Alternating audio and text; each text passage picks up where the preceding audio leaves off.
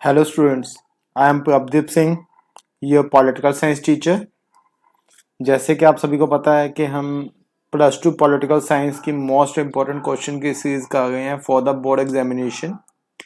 और जो आज का क्वेश्चन है बहुत इंपॉर्टेंट क्वेश्चन है। Explain any four reason for the dominance of the Congress party in the first three general election in India. India में जो फर्स्ट थ्री इलेक्शन हुए हैं 52 में, देन 51 52 में, देन 56 में, देन 62 के अंदर तीन जो जनरल इलेक्शन हुए हैं उसमें कांग्रेस डोमिनेंस रही है। उसका क्या कारण है? इजी है। I will tell you the important points, you can write in your own wording. ठीक है, चलो लेट्स स्टार्ट। उससे पहले जितने बच्चों ने अभी तक चैनल को सब्सक्राइब नहीं किया है वो चैनल को सब्सक्राइब कर लें, ताकि नेक्स्ट टाइम कोई भी अगर वीडियो मैं अपलोड करता हूं तो उसका नोटिफिकेशन आपके पास चला जाए। Let's start. Question is explain any four reasons for the dominance of the Congress party in the first three general election in India. अब स्टूडेंट्स यहाँ पे क्वेश्चन आता है, सपोज कीजिए यहाँ पे 6 मार्क्स का क्वेश्चन आता है पर उन्होंने रीजन 4 लिखे हुए हैं। देन क्या करना है कि आपने वो पॉइंट्स को ही एक्सप्लेन करना है 6 पॉइंट्स के अंदर।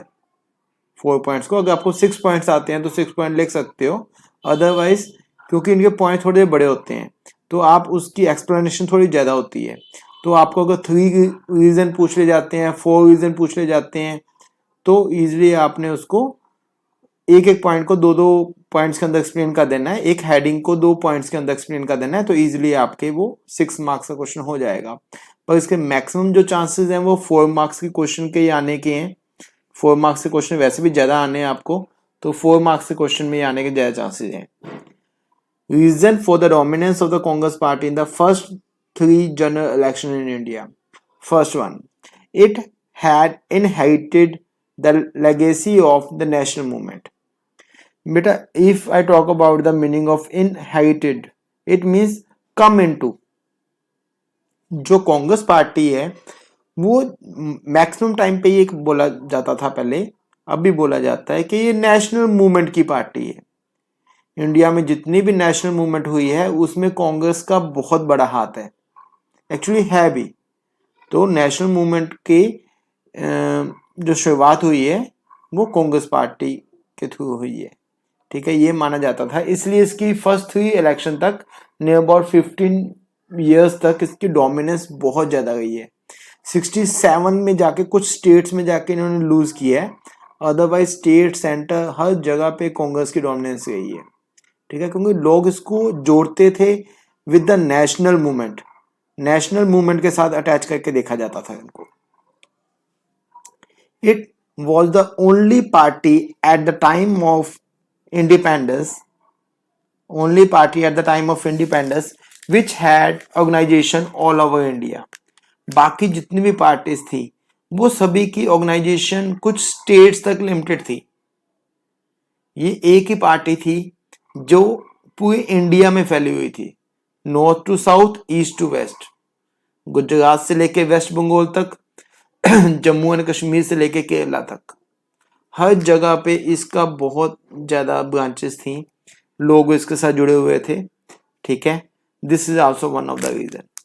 Third, it had Nehru charismatic leadership.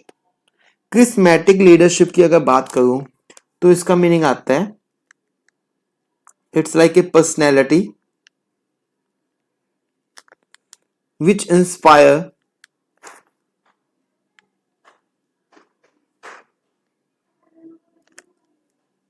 Devotion in others.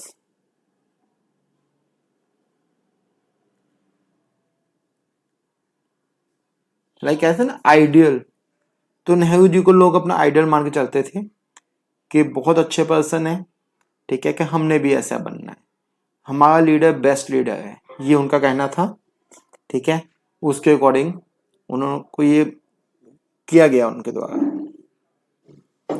Congress was a social and ideological form. ठीक है, अगर मैं फॉर्म की बात करूं, फॉर्म एक ऐसे रूम को बोल सकते हैं, ऐसी प्लेस को बोल सकते हैं where the ideas are exchange with each other.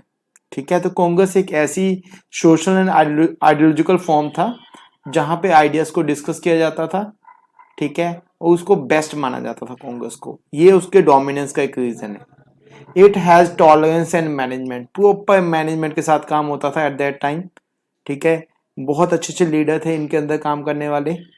ठीक है, तो ये इसका कारण है डोमिनेंस का इन द फर्स्ट 3 जनरल इलेक्शंस।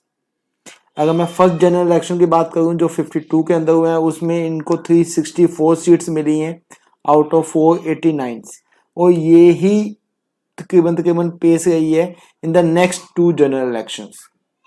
ठीक है, 489 में से 364 बहुत ज्यादा सीट्स होती हैं। ठीक है, 272 273 ये अभी किया है, ये मेजोरिटी एट जो चाहिए होता है किसी पार्टी को गवर्नमेंट बनाने के लिए। ठीक है, तो 364 इनको फर्स्ट जनरल इलेक्शन में मिली है। Second general election, third general election, ठीक है, उसमें भी सेम ही रहा है। और division of the non Congress vote in the different rival parties. ठीक है, इसके अलावा जितनी भी पार्टीज थी, ठीक है, चाहे इसकी ओपोजिशन में, यहाँ पे हम इस पॉइंट में बात करते हैं ओपोजिशन की। ठीक है, जितनी भी ओपोजिशन पार्टी थी उसमें चाहे आप सोशलिस्ट पार्टी कह दीजिए, सीपीआई कह दीजिए, भारतीय जनसंघ, श्रोमणी अकाली दल, वो सभी की पार्टी, जितनी भी राइवल पार्टीज थी, वो सभी की पार्ट वोट्स डिवाइड थी। They are not joint together. ठीक है, वो आपस में मिलके एक ओपोजिशन, स्ट्रॉन्ग ओपोजिशन ही बनाती थी, क्योंकि सभी अलग अलग स्टेट्स की पार्टी थी, उनके अंदर आपस में कोई भी कॉलिजन या अलायंस वगैरह नहीं था। तो ये मेन कारण है जिसके कारण उतनी ही पावर, जब कोई भी ओपोनेंट नहीं होता है, हमारा राइवल नहीं होता है, तो क्या होता है, जो मेन पार्टी होती है वो उतनी ही पावरफुल बन जाती है। तो ये 6-7 पॉइंट्स हैं जिसके कारण हम कह सकते हैं कि कांग्रेस पार्टी की डोमिनेंस रही है फर्स्ट 3 इलेक्शन में। ये नेशनल लेवल की पार्टी थी, ये नेशनल मूवमेंट से निकली थी। इनके जो ब्रांचेस थी ऑल ओवर इंडिया थी। यहाँ पे नेहरू जी थे जो बेस्ट लीडर थे एट दैट टाइम। कांग्रेस एक अच्छी सोशल और आइडियोलॉजिकल फॉर्म के रूप में काम करती थी, प्रॉपर मैनेजमेंट के साथ काम करती थी। फर्स्ट जनरल इलेक्शन में बहुत ज्यादा सीट्स मिली थी, 364। सेकेंड और थर्ड में भी वैसा रहा।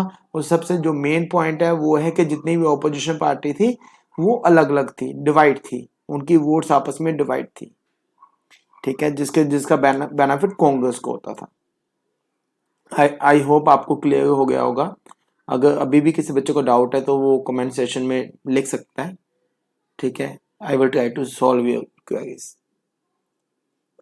Thanks for watching. Don't remember to leave a like and subscribe. और सब्सक्राइब करने के बाद एक बेल आइकन का आता है, उसके ऊपर क्लिक कीजिए ताकि नोटिफिकेशन आपको खुद मिल जाए यूट्यूब की तरफ से। डोंट वेट फॉर दैट कि I will send the link to you. ठीक है, थैंक यू।